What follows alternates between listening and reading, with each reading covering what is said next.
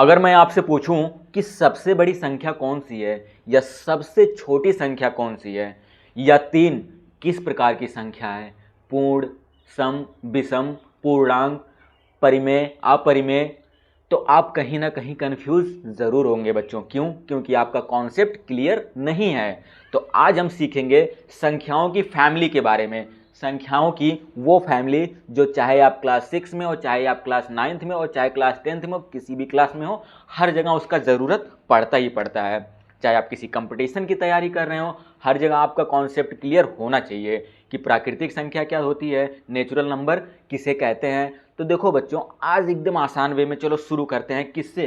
प्राकृतिक संख्या से। ठीक है, प्राकृतिक संख्या से हम लोग शुरू करेंगे और इनफाइनाइट यानी कि अनंत तक की चीज़ों को यहाँ पे हम लोग फाइंड करेंगे। ठीक है, सब कुछ एकदम आसान और बहुत प्यारे तरीके से। चलो शुरू करते हैं बच्चों। देखो, सबसे पहले हम शुरू करते हैं प्राकृतिक संख्या। प्राकृतिक संख्याएं क्या होती हैं? गिनती में प्रयोग की जाने वाली सभी संख्याएं प्राकृतिक संख्याएं कहलाती हैं बच्चों। कितनी आसान तरीके से आपको बताया ना, गिनती में प्रयोग की जाने वाली। ठीक है, गिनती में आप लोग, जैसे उदाहरण से आपको मैं समझा रहा हूँ, क्लास में 5 बच्चे बैठे हुए हैं, क्लास में 1 बच्चा बैठा हुआ, क्लास में 100 बच्चे बैठे हुए हैं, क्लास में 200 बच्चे बैठे हुए हैं। ठीक है, सब क्या हैं? गिनती ही तो की जा रही है। तो गिनती में प्रयोग की जाने वाली सभी संख्याएं क्या होती हैं? सभी संख्याएं बच्चों हमारी प्राकृतिक संख्याएं होती हैं। कभी आप ऐसा सुने हो कि कक्षा में 0 बच्चे बैठे हुए हैं? ऐसा कभी सुने हो ही नहीं सकता। क्यों? क्योंकि 0 बच्चे कौन बताने जाएगा? कभी भी शुरुआत होती है कक्षा में 1 बच्चे बैठा हुआ है, कक्षा में 2 बच्चे बैठे हुए हैं, कक्षा में 3 बच्चे बैठे हुए हैं। कक्षा मतलब क्लासरूम में बच्चों। ठीक है, तो ऐसे यानी गिनती में प्रयोग की जाने वाली सभी संख्याएं क्या होती हैं बच्चों? हमारी प्राकृतिक संख्याएं होती हैं। और प्राकृतिक संख्या कहाँ से शुरू होती है? 1 से शुरू होती है, 2 3 4 5 6 7 डॉट डॉट डॉट अनंत तक। अनंत मतलब वो होता है जिसकी कोई सीमा नहीं होती। आओ बोर्ड से समझते हैं। देखो, आपको एक सिंबल बता रहा हूं बच्चों, ये आपको क्या दिख रहा है? 8। अभी आप बोलोगे ये तो 8 है। ठीक है, 8 को ऐसे थोड़ा सा घुमा दो, ऐसे थोड़ा ढकेलो ऐसे, वो घूम जाएगा। और जैसे वो घूमेगा वो क्या बन गया? अनंत। और अनंत ही क्या होता है? अनंत वो होता है ना जिसकी कोई सीमा नहीं होती है। आप सपने देखते हो ना कि मेरे पास इतने पैसे, बहुत पैसे, बहुत पैसे, बहुत पैसे, इतने पैसों की कभी खत्म ही ना हो, उसी को क्या बोला जाता है? अनंत। जिसकी कोई सीमा ना हो, जिसकी कोई सीमा ना हो, उसी को बोला जाता है अनंत। आप लोग 8 को ऐसे घुमाकर बना दो, यही हो गया अनंत। तो देखो, सीखो प्राकृतिक संख्याएं क्या होती हैं। तो गिनती में प्रयोग की जाने वाली सभी संख्याएं प्राकृतिक संख्याएं होती हैं। और गिनती 1 से ही शुरू होता है बच्चा। देखो, 1 2 3 4 5। और बच्चों, डॉट डॉट डॉट डॉट का मतलब होता है कि मैं कितना गिनूँ यार, 6 7 8 9 10 11 12 1000 2000 3000 50,000, ऐसे गिनते नहीं तो जा सकता ना। तो डॉट डॉट का मतलब सब उसमें आ गया। और कहाँ तक? अनंत तक। ठीक है, सभी संख्याएं क्या होती हैं? प्राकृतिक संख्याएं होती हैं। डिफिनीशन अगर आपको समझना होगा तो डिफिनीशन अभी मैं सबको, आपका पूरा डिफिनीशन, एक एक डिफिनीशन मैं आपको अभी यहाँ पे नीचे लिख के दे दूंगा। ठीक है, कि प्राकृतिक संख्याएं क्या होती हैं। तो इस तरह से मैं लिख कर दूंगा कि गिनती में प्रयोग की जाने वाली सभी संख्याएं प्राकृतिक संख्याएं होती हैं। बस कितना सिंपल है। ठीक है, तो अभी मैं आपको पूरा डिफिनीशन लिख कर दूंगा बच्चों, उसके लिए आप टेंशन मत लो। ठीक है, अब देखो, प्राकृतिक संख्या तो समझ में आ गया। अब प्राकृतिक के बाद देखो क्या आता है? पूर्ण संख्याएं। देखो बच्चों, पूर्ण संख्याएं क्या होती हैं? बहुत आसान तरीके से हम लोग समझने वाले हैं। पूर्ण संख्याएं देखो सिंपल है। आपने सीखा ना प्राकृतिक संख्या क्या होती हैं? 1 2 3 4 5 6। ठीक है, डॉट डॉट डॉट अनंत तक ना, ये क्या था? प्राकृतिक संख्या था ना। लेकिन जीरो के बिना ये अधूरा है। क्या है? पूर्ण नहीं है जीरो के बिना। क्यों? क्योंकि जीरो जब साथ में जुड़ जाएगा तो क्या हो जाएगा? ये पूरा हो जाएगा। क्योंकि हम लोग को मालूम है कि हमारे गणित में कुल मिला कुल कितने अंक होते हैं? 10 अंक होते हैं। और वो 10 अंक कौन से शुरू होते हैं? कहाँ से? जीरो से शुरू होते हैं। 0 1 2 3 4 5 6 7 8 9। ये पूरी तरह से हमारा पूर्ण क्या है? पूर्ण अंक है। जैसे हमारे इंग्लिश में कितने अल्फ़ाबेट होते हैं? 26 अल्फ़ाबेट से सब हमारे पूरे शब्द मतलब पूरे अल्फ़ाबेट से कितने वर्ड बनते हैं, अक्षर बनते हैं, जो चीज़ें बनती है सब 26 से बनती हैं ना इंग्लिश में। वैसे ही हमारे गणित में जो है ना, टोटल कितने अंक हैं? 10 अंक है। वो शुरू कहाँ से होते हैं? 0 से लेकर के 9 तक। तो शुरुआत कहाँ से होता है बच्चों? 0 से। तो जब तक इसके साथ 0 नहीं है ना, तब तक ये पूर्ण नहीं माना जाएगा। तो पूर्ण संख्या किसे कहते हैं? जैसे ही हम लोग क्या करते हैं, प्राकृतिक संख्या में 0 से शुरू कर देते हैं ना, 0 ऐड कर देते हैं, वो हमारी पूर्ण संख्या बन जाती है। आओ देखो कैसे। अब समझो, देखो हमारी प्राकृतिक संख्या क्या थी, 1 2 3 4 5 6 डॉट डॉट डॉट कहाँ तक थी, अनंत तक ना। अब इसी के आगे अगर मैं इसको 0 से शुरू कर दूं, एक नहीं किससे शुरू कर दूं, 0 से। सिंपल है कि नहीं सिंपल है, आप ही बताओ। कहाँ से, प्राकृतिक संख्या कहाँ से शुरू हो रही थी, 1 से शुरू हो रही थी, और हम पूर्ण संख्या को कहाँ से शुरू करेंगे, 0 से शुरू कर देंगे। मतलब 0 से लेकर के अनंत तक की जितनी संख्याएं हैं सब क्या हैं, पूर्ण संख्याएं हैं। आया समझ में ना, कितना आसान था पूर्ण संख्या। अब देखो क्या है, पूर्ण संख्या के बाद हमारा क्या आता है बच्चों, पूर्ण संख्या के बाद हमारा तीसरा पॉइंट आता है पूर्णांक, थोड़ा सा इससे बड़ा पूर्णांक। ठीक है, इंग्लिश भी समझते चलो। देखो इसको बोला जाता है इंटीजर। ठीक है, क्या बोला जाता है, इंटीजर। इंटीजर बोला जाता है बच्चों, मैं इंग्लिश लिख दे रहा हूं। इंग्लिश में बोला जाता है इंटीजर, क्योंकि इंग्लिश समझना बहुत ज़रूरी है। इंग्लिश ही लाइफ में हर जगह काम आएगा। ठीक है, तो देखो ये हमारा इंटीजर है। तो बच्चों इंटीजर क्या होता है, देखो सिंपल है ना, पूर्ण संख्या आपने समझ लिया। तो पूर्ण संख्या कहाँ से शुरू हो रहा है, 0 1 2 3 4 5 6 डॉट डॉट अनंत तक ना। लेकिन कोई भी इसमें माइनस आपको दिखा नहीं ना। अगर यही संख्या मैं उल्टा घुमा दूं पीछे की तरफ, पीछे मतलब क्या होता है, माइनस। माइनस मतलब क्या होता है, पीछे की तरफ, यानी कि घटाना। अगर यही संख्या मैं माइनस में भी लिखूं, जैसे देखो आप बड़ी आसान तरीके से समझ सकते हो। समझो, देखो बच्चों, अगर मैं 1 लिखा हूँ, 2 लिखा हूँ, 3 लिखा हूँ, 4 लिखा हूँ, 5 लिखा हूँ, ठीक है, 0 1 2 3 4 5, ठीक है, प्लस में लिखा हूँ। यही चीज़ अगर मैं उल्टा लेकर चलूँ, उल्टा -1 -2 -3 -4, ठीक है, तो ये सब संख्याएं हमारी क्या होंगी बच्चों, ये सब संख्याएं हमारी क्या होंगी, यही हमारी संख्याएं कहलाएंगी क्या, पूर्णांक।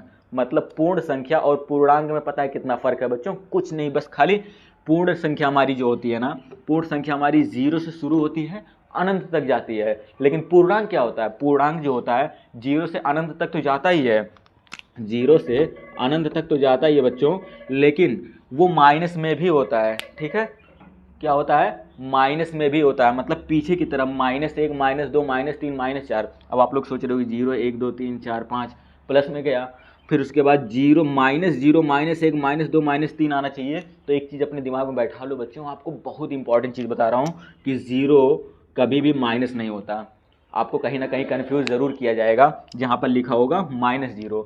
तो याद रखना, माइनस में 0 कभी नहीं होता है, 0 हमेशा पॉजिटिव होता है। ठीक है, फिर देखो पूर्णांक क्या होता है, पूर्णांक 0 से लेकर के अनंत तक, फिर माइनस में भी होता है, प्लस में भी होता है। मतलब पूर्णांक दोनों संख्या होती है, प्लस में भी जाता है और माइनस में भी जाता है।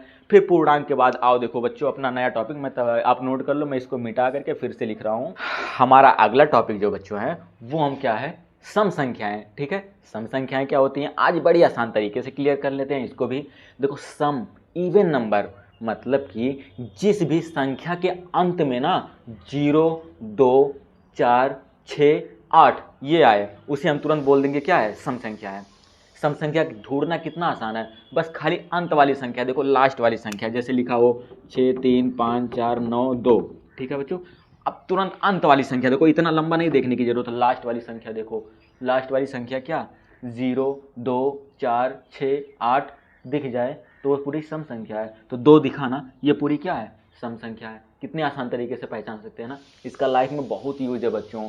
ठीक है, कभी कभी बराबर बराबर चीज़ों को बांटना होता है ना, तो इसका प्रयोग किया जाता है। ठीक है, तो मैं यहाँ पे लिख दे रहा हूँ डिफिनीशन बच्चों। ठीक है, सम कितना आसान था ना, बस अब विषम भी देख लेते हैं। विषम संख्याएं किसे कहती हैं, ऑड नंबर, विषम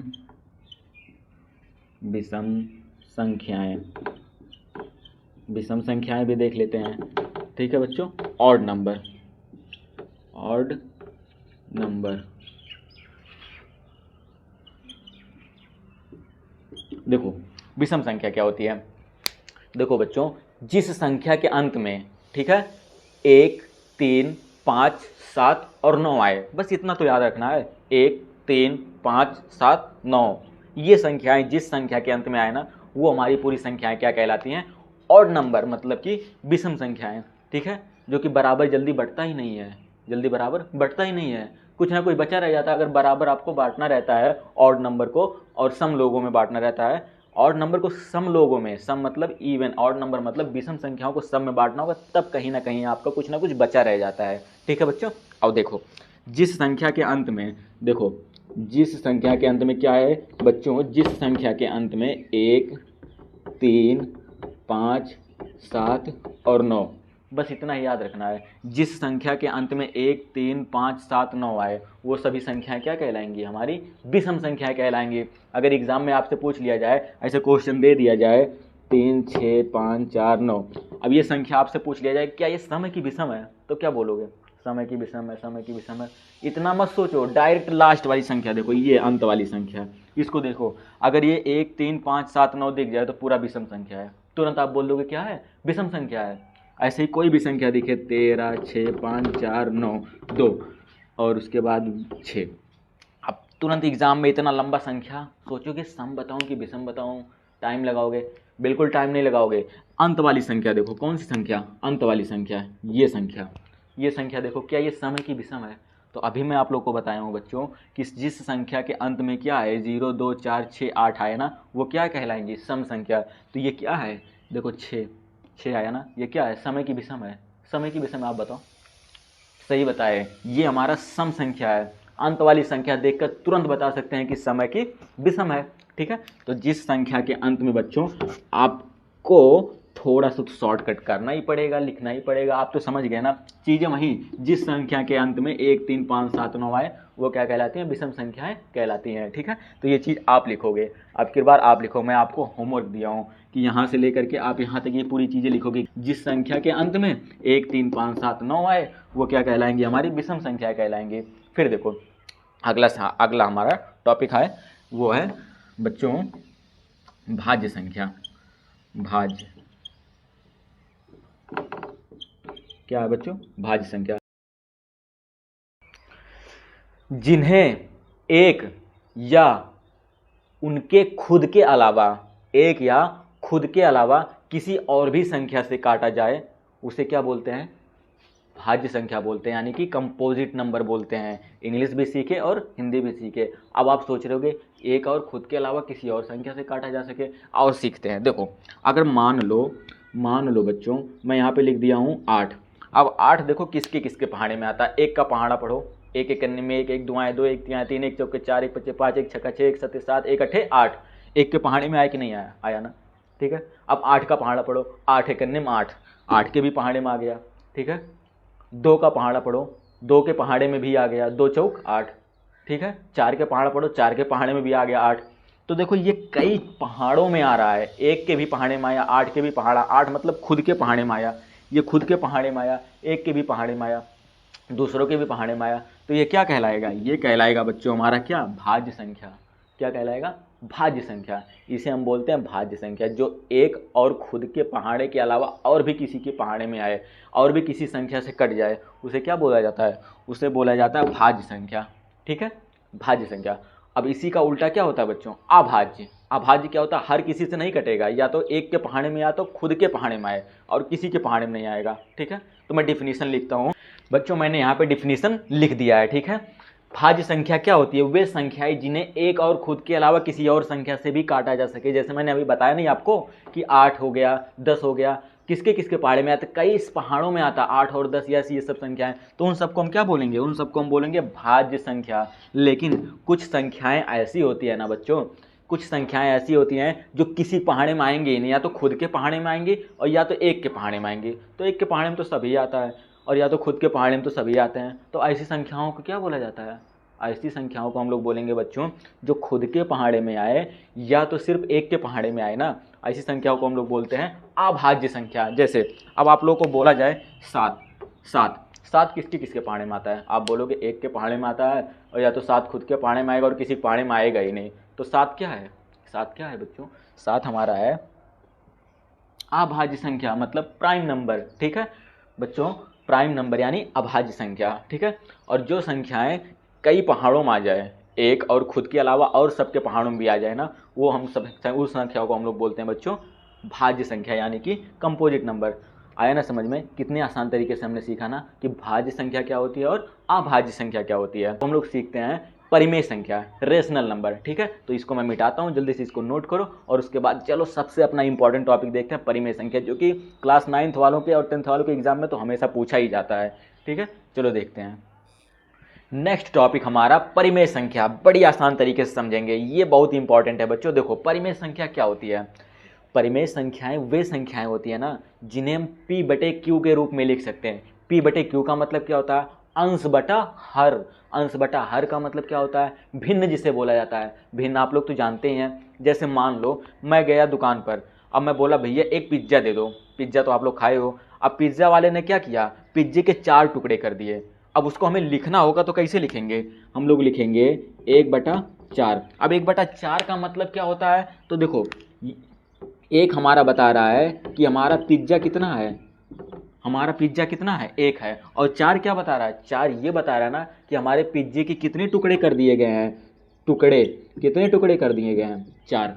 तो अगर हम लोग को बताना होगा कि हमारे एक पिज्जे के 4 टुकड़े कर दिए गए हैं तो उसे हम कैसे लिखेंगे? 1/4। इसी को बोला जाता है भिन्न, और इसी को बोला जाता है क्या बच्चा? परिमेय संख्या। तो जिसे हम परिमेय संख्या के रूप में लिख सकते हैं ना, उसे हम क्या बोलते हैं? जिसे हम p बटे q के रूप में लिख सकते हैं बच्चों, उसे हम क्या बोलते हैं?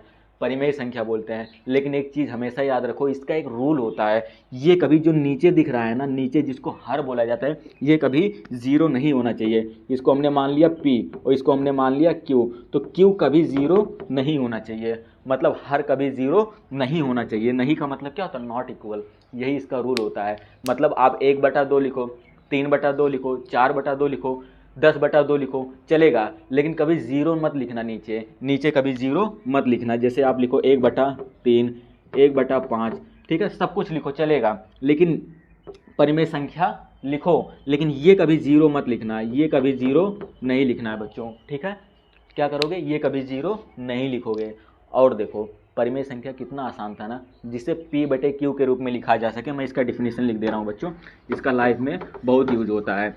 तो देखो, कभी कभी हम लोग संख्याओं से भाग देते हैं। जैसे मान लो 22 और 7 से भाग दें, ठीक है। कुछ संख्याओं को हम लोग जब भाग देते हैं, अब बच्चों जब इसको अगर हम भाग दिए, अब ये भाग चलता गया चलता गया चलता गया अनंत तक, 1 3.14 1 4 1 4 1 4 2 1 4 2 ऐसे बदलता गया, ठीक है। अब ये कभी ख़त्म नहीं हो रहा है। अगर मान लो वही संख्या बार बार रिपीट हो रही है, वही संख्या एक दशमलव के बाद वही संख्या बार बार रिपीट हो रही है, ठीक है, बार बार 1 4 1 4 1 4 1 4 1 4 बार बार रिपीट हो रही है, ख़त्म नहीं हो रहा भाग, ठीक है। तो हम बोलेंगे वो क्या है? हमारा परिमेय संख्या है, ठीक। लेकिन अगर वही संख्या हमारा अलग अलग संख्या रिपीट हो रहा है, 1 4 3 6 8 5 3 2 9 7 6 4 3, तो अगर ऐसे रिपीट हो रहा है तो हम उसको परिमेय संख्या नहीं बोल सकते बच्चों। वो हमारा परिमेय संख्या बिल्कुल भी नहीं है, ठीक है। क्या होगा अभी आगे देखो, अपरिमेय कैसे होगा। देखो मैं पहले डिफिनीशन लिख दे रहा हूँ बच्चों, आप लोग ध्यान से देखो। मैं इसका डिफिनीशन लिखता हूँ। परिमेय संख्या का लाइफ में बहुत यूज़ है, ठीक है। कभी भी 1/2 2/3 3/4 अगर लिखा हुआ है इस तरह से, मतलब अंश बटे हर के रूप में कोई संख्या लिखी हो तो वही परिमेय संख्या होगी। लेकिन नीचे क्यों कभी 0 नहीं होना चाहिए। तो मैं डिफिनीशन लिख रहा हूँ, आप लोग जल्दी से देखो। देखो बच्चों, मैंने यहाँ बहुत आसान तरीके से लिखा है। परिमेय संख्या क्या होती है? जिन्हें p बटे q के रूप में लिखा जा सके परिमेय संख्या कहलाती हैं। कितना आसान तरीका है ना। p बटा q, बस इतना याद रखो बच्चों, p बटा q का मतलब यही होता है अंश और हर, ठीक है। और उसके बाद मैंने लिखा इसका जस्ट उल्टा होता है। एक संख्या एग्जाम में पूछा था, अपरिमेय संख्या किसे कहते हैं? अपरिमेय संख्या क्या होती है? तो जिन्हें p बटा q के रूप में ना लिखा जा सके, उसी का उल्टा। जिन्हें p बटा q के रूप में लिखा जा सके वो परिमेय, और जिन्हें p बटा q के रूप में ना लिखा जा सके वो क्या होता है? ठीक है, वो क्या होता है? अपरिमेय। लेकिन बच्चों एक चीज़ मैं यहाँ पे नहीं लिखा हूँ, ये आप लोग याद रखना। और q नॉट इक्वल टू 0, ठीक है। ये चीज़ अपने दिमाग में आप बैठा लीजिए बच्चों। ये कभी भी क्या होना चाहिए? 0 नहीं होना चाहिए। मतलब कोई भी संख्या लिखो चल जाएगा, लेकिन ये अगर 0 आप नीचे लिख दिए ना तो नहीं चलेगा। q नॉट इक्वल टू 0 अंश बटे के हर रूप के रूप में लिखा जा सके, लेकिन ये 0 नहीं होना चाहिए, ठीक है। अब देखो अपरिमेय क्या होता है? अपरिमेय संख्या वे संख्या होती है जिसे p बटा q के रूप में ना लिखा जा सके। जैसे √3 बच्चों, √3, √2, ये सब क्या है? ये सब क्या है बच्चों? अपरिमेय संख्या है, ठीक है। क्योंकि इन्हें p बटे q के रूप में हम लोग नहीं लिख सकते। इन्हें जब हम लोग भाग देते हैं ना बच्चों, जब इन्हें हम लोग भाग देते हैं तो इनका मान आता है इस तरह से 1.4 1 4 2 3 4 6 5 7, ऐसे मतलब अनंत तक क्या होता है? बढ़ते जाता है, उल्टा पुल्टा, मतलब कोई संख्या रिपीट नहीं होती है। तो ऐसी संख्याओं को हम लोग क्या बोलते हैं बच्चों? अपरिमेय संख्या बोलते हैं। क्या बोलते हैं? अपरिमेय संख्या। जिसे p बटे q के रूप में ना लिखा जा सके उसे हम क्या बोलते हैं? अपरिमेय संख्या बोलते हैं, ठीक है। तो कितना आसान था ना। अब देखो हमारा अगला टॉपिक जो है बच्चों, अगला टॉपिक वास्तविक संख्या यानी कि रियल नंबर।